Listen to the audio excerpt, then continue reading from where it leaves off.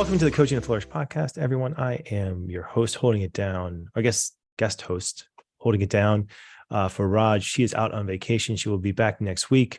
Looking forward to that. And in the meantime, I have another book to review. And this one is The Soul of Money by Lynne Twist. This one was recommended to me recently by Brittany McDonald, and she's on staff. She is our new enrollment person, and it's been going swimmingly well. Super psyched. And very excited about the opportunity to look at some of the core aspects of building a business. And one of those biggest aspects of that is money. And now everyone has a relationship to it. It's one of the things that evokes a lot of emotion. And this book opens up with this amazing scene that she sets where Lynne Twist, she was doing some work with First Nation people in living in the Amazon, this idea that they, in their, first contact with outside people, there was a huge distinction between their culture, which did not rely on money, which was based in a sufficiency idea that people helped each other out. If someone needed a house, the community came together to build the house. If someone was successful in the hunt, the community ate.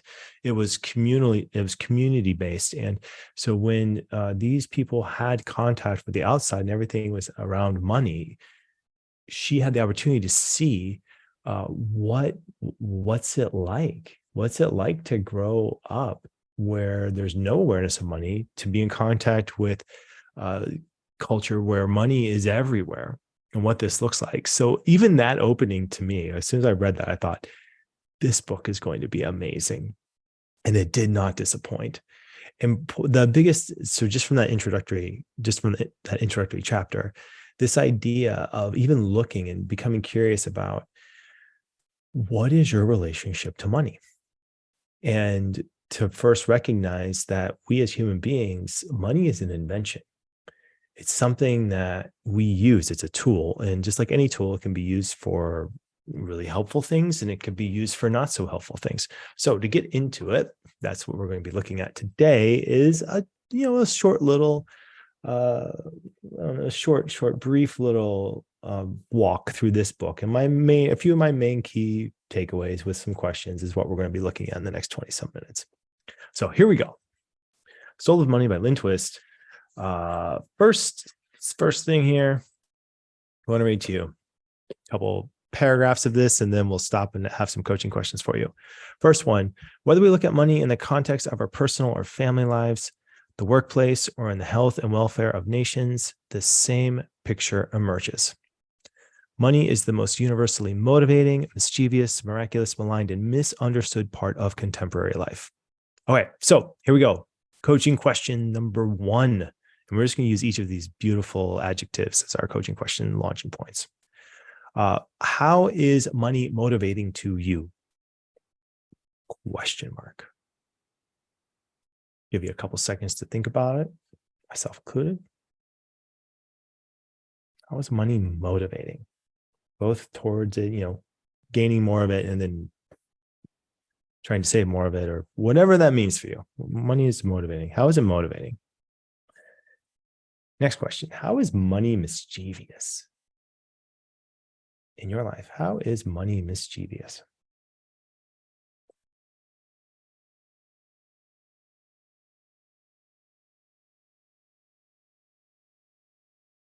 It's a fun one. Next question: how is money miraculous?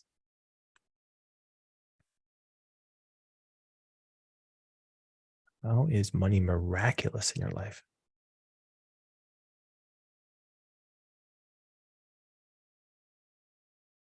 Next one: how is money maligned in your life? How have you maligned money? Oh, these are fun. And one of the things about coaching that I really, truly, deeply love, and I have to, with full transparency, say, I just had a coaching session this morning. It was amazing, like seriously amazing. And there are times in my life when I have more coaching sessions and, coaches move on and, different things happen. The current coach I'm working with is amazing. And I have to say, if you're not being coached, if you don't have a coach, uh, you need get one. Get a certified life coach, like at least once a month. It makes a difference. And when you're in that space, I think like for me, like what I'm experiencing, like what's really common when people are coached on a regular basis is you start to be able to process things like these kind of questions, like the question I'm asking right now. You're able to process and think about, what does this really mean in my life? Where does this really go? How can I uh, process this with the curiosity of another human being, and then get an insight? And that insight is so valuable that it takes whatever challenge, whatever situation you have working on in your life, it uses that challenge and situation to generate learning. And it's in the generation of learning that that provides the value, especially around money. So if you're looking at this idea of, how can money like generate learning in your life, and what's the value of that learning? Last one on this one is, how is money like a misunderstood part of your life? How is money misunderstood? When you ask yourself these questions, notice where your mind goes. Notice how it starts to find, and your brain starts to look for different examples of this. Counter, for and against. It's the way that our minds operate. Our minds are extremely quick to make associations between one thing and the next. It's only our effortful mind, system two minds, that put together that meaning, that contemplate, that have to put in the effort of, okay, so how do I put words to this vapor I'm feeling, or this vapor idea? How can I make it tangible, something I can hold on to? We're on the same page. Next question about money. So how is money? Money is the most universally motivating, mischievous, miraculous, maligned, and misunderstood part of contemporary life. Next set of questions. Next part here. Love my sticky notes. Okay, I got a bunch of them on this one. Okay, so next paragraph, I'm on page 19. You have to look closely to find the money thread in your own story. Sure. And the idea of a money thread is one of Lynne Twist, like what she's talking about is, because money is so everywhere, everything that you have, you've played money for. It's this idea that we're literally fish swimming in water when it comes to, we're humans swimming in financial awareness. And so when you can start to see your particular thread or your particular narrative of it, even the uncomfortability of even talking about it, that has narrative, that has meaning, that has something that we can unpack. So we're going to unpack some of these things here. You may have to look closely to find the money thread in your own story, but it is there and it has meaning. Agreed. You can begin the process of examination and transform the mystery of money and the field of play that money represents into a different kind of space. This is not work for this is not work for the faint of heart. I feel like this is some of the most important work that human beings can do, especially when you look at all the narratives that you gather from your parents, from your early childhood, from things that have happened at different times. Everyone has a different narrative around money. Even those who grew up with a lot of money, they still have challenges around it, because money could have been used as a tool for control, or it can be used as something that was, provided some sort of self-worth in some ways. But then if you lose it, if you have it, these narratives can run deep and can cut pretty deep as well. Let's continue, but we're in the space. And this is the sentence that just blew my mind that I really want to share with you. Your relationship with money can be a place where you bring your strengths and skills, your highest aspirations, and your deepest and most profound qualities. So then the question is this: how can you use your relationship with money, your relationship with this measure of value, how can you use it to bring out your greatest strengths? That's a cool question. Bring your strengths and skills and your highest aspirations. How can you bring your highest aspirations? So the the flip of it, where this whole thing flips, is a lot of people have a high aspiration to earn money, right? Like, oh, I aspire to this, or I want that. But then what happens when it's flipped? When this is what I want to do, right? How can I use money as a tool? How can my highest aspiration be served with the tool of money? Not my highest aspiration is the money. Do you feel the difference? And the difference, it shows up when you're trying to build a coaching practice or when you're trying to do anything entrepreneurship wise, because there's always this, okay, I'm starting this because I want to make X amount of money, or I want this to be my lifestyle, or I have this, I need this amount to feel secure. And when that starts to shift and you start to think, I want to make this kind of difference in the world. This is what I want to see come into existence for myself and for other people. I have experienced life and I know this is a very cool thing. I think this thing has value. I think the world needs more of this. How can money be a tool to make that happen? Those are very different kinds of questions. When you find yourself as an entrepreneur, someone who's taking those leaps and has to go out and, really do the thing, you're in for it. You're in for, that scary part of, well, what if it doesn't happen? What if we don't get the clients to come in the door? What if all the what ifs? What if the bills start to stack up? What if we only have this? That what if, right, is the work of entrepreneurship. And when you start asking yourself the question, how can my highest aspiration be served as money as a tool? For me, it takes some of the emotionality out of, I need this to feel safe. It shifts it to, I need this to be a tool and a vehicle for me to get where I need to go, where this organization needs to get where it needs to go in order to accomplish the good that I know that this kind of work is capable of accomplishing. When you get to that point where I need the money to be a tool to accomplish this greater good, that's when you're in solid territory. Final sentence of this paragraph. Whether we are millionaires or dollar heirs, we can actually be great with our money and be great in our relationship with it. How can you be great in your relationship with money? It's such a sweet question. Next paragraph. How are we doing? Do I have any questions? And let me check the chat and just make sure if there are any questions happening. Okay, good to go.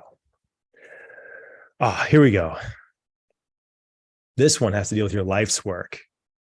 And when I read this, I thought this is a really cool section of this place. And I mean, the do your life's work is to me, it just means the idea of finding your calling, listening to that calling, and taking the leaps to do that calling.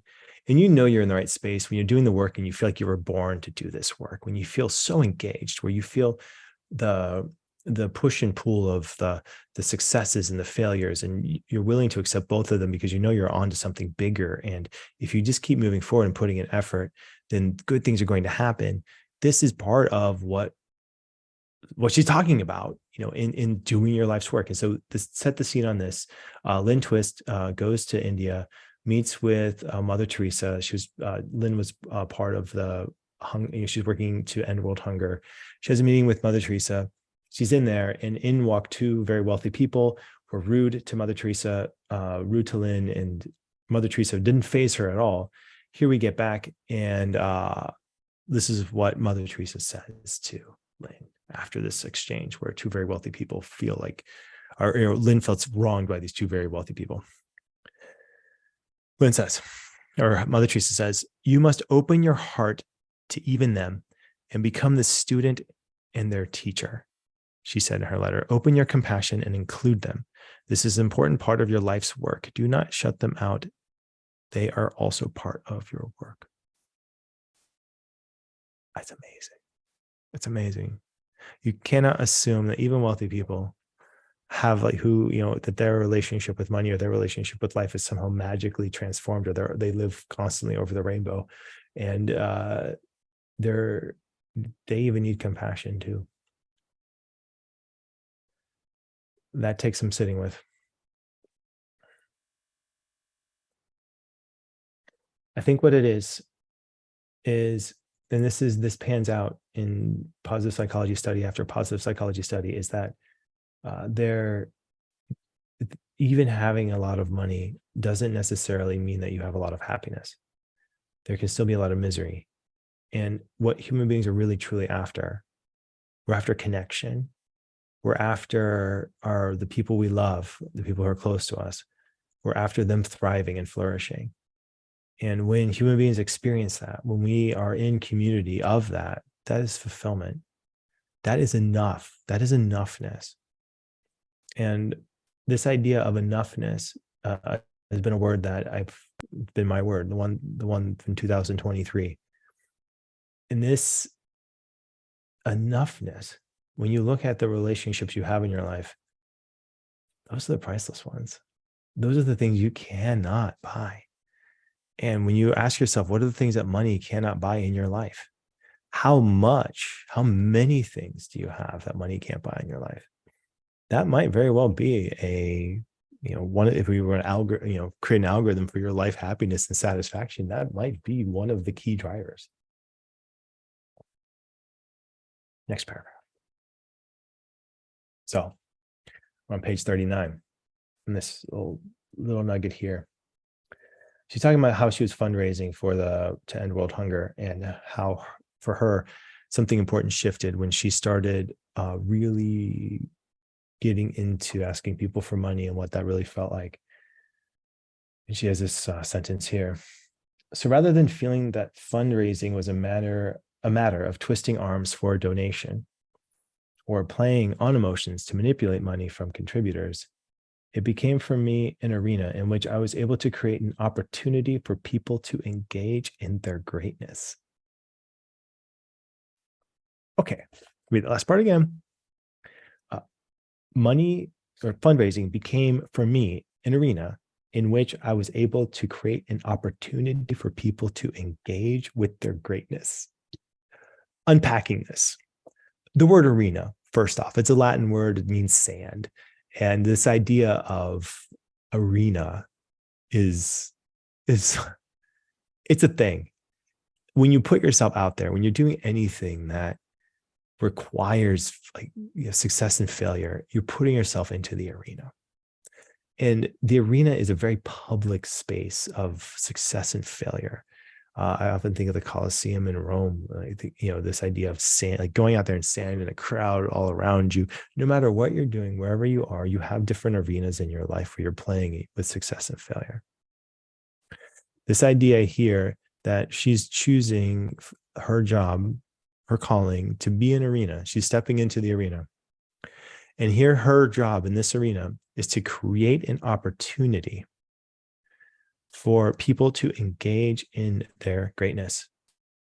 So it's the idea of, instead of asking you for a donation, I am going to create an opportunity for you to align your giving with your values. That might be one of the, salesperson tacticals, are we being really, sneaky in how we strategically, align this with what we're talking about? That might be one of the best reframes ever. Like, let me just shift and, get in there. However, she's right. That's what she's doing. She is giving people an opportunity to align their values, what they say they truly want to be with, what they in their soul, what their soul wants to see in this world. She's giving people an opportunity to bring that more into alignment. What a cool way of seeing your job. And the way we see our jobs really matters in how we interact with them. So the question is, how are you doing with opportunities to align your soul with your giving, with the way that you're directing your dollars?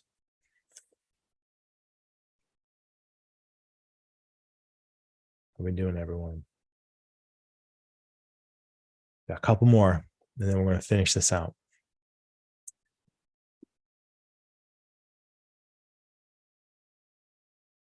So much coaching relies on people exploring, looking at the differences between one definition and another definition, and asking themselves, what is the opposite?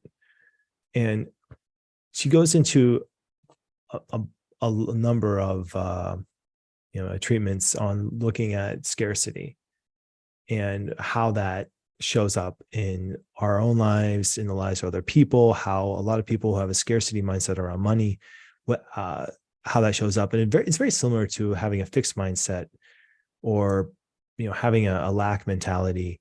It's something that I think a lot of people inherit. Some people feel it.